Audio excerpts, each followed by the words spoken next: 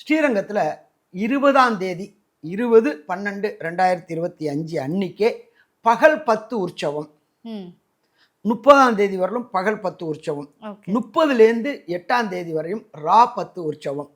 அப்போ அந்த ஸ்ரீரங்கமே பார்த்தீங்க அப்படின்னாக்க ஜெகஜோதியா இருக்கும்.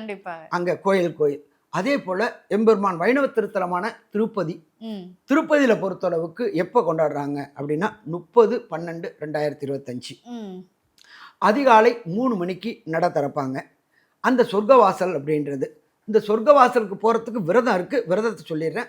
அதுக்கு அடுத்தது திறப்பாங்க. இது எத்தனை நாள் வரலும் திறந்து வச்சுருப்பாங்க அப்படின்னாக்க 8/1/2026 வரலும் 10 நாள் அந்த சொர்க்கவாசல் திறந்திருக்கும். அந்த சொர்க்கவாசல் சொர்க்க தரிசனம் பார்க்கக்கூடியது. அப்போ 30/12 3 மணிலேருந்து 8/1/2026 வரலும் 10 நாள் அங்கே சொர்க்கவாசல் திறந்திருக்குமா, சொர்க்கவாசல் திறந்திருக்கும். இறைவனுடைய பரமபத வாசலுக்கு போகணும்னு நினைக்கிறவங்க இந்த காலகட்டங்களில் அங்கே போகலாம்.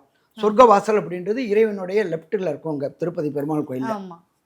அடுத்தது இந்த விரதம் எப்படி இருக்கணும், யார் இருக்கலாம்? சரி, அதுக்கு முன்னாடி இந்த வைகுண்ட ஏகாதேசின்ற திதி எப்படி வந்துச்சு கண்டிப்பா நிறைய அப்படின்றத ஃபர்ஸ்ட் தெரிஞ்சுக்கணும். ஏகாதசி அப்படின்னா என்ன அப்படின்னாக்க, அந்த காலகட்டங்களில் முரண் என்கின்ற ஒரு அசுரன் இருந்தான். அவன் என்ன பண்ணிட்டு இருந்தான் அப்படின்னாக்க, முனிவர்களுக்கும் ரிஷிகளுக்கும் தொந்தரவு கொடுத்துக்கிட்டே இருந்துகிட்டு இருந்தான். எப்போதுமே இந்த அசுரர்கள் அப்படின்னாலே சும்மா இருக்க மாட்டாங்க, ஏதாவது ஒரு பிரச்சனை பண்ணிக்கிட்டே இருப்பாங்க. இவங்களும் பொறுத்து பார்த்தாங்க. நேராக போயிட்டு கம்ப்ளைண்ட், யார்கிட்ட? எம்பெருமான் விஷ்ணு பகவான்கிட்ட கம்ப்ளைண்ட். இதை மாதிரி தொந்தரவு பண்ணிக்கிட்டே இருக்கிறாரு, இதுக்கு ஏதாவது ஒரு விமோசனம் கொடுங்க அப்படின்னு சொல்லிட்டு எம்பெருமான் விஷ்ணுக்கிட்ட போய் சொன்னார். அவர் என்ன பண்ணார் அப்படின்ற அந்த முரண்ராசுரனை போரிட்டு வெற்றி கொண்டுட்டு ரெஸ்ட் எடுத்துக்கிட்டு இருந்தார். வெற்றி அப்படின்னாக்க தோக்கடிச்சிட்டு இளைப்பாறுதல், வெற்றி பெற்று விட்டு. ஆனால் இவர் படுத்திருக்கிற டயத்தில் அந்த முரண்ராசுரன் கையில் ஒரு வாள் எடுத்துக்கிட்டு விஷ்ணுவோட தலையை வெட்டுறதுக்கு வந்துட்டான்.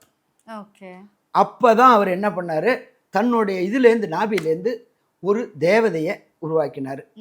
அந்த தேவதை தான் போயிட்டு அவர் கூட போரிட்டு அந்த முரண் என்கின்ற அசுரனை வீழ்த்திய நாள்.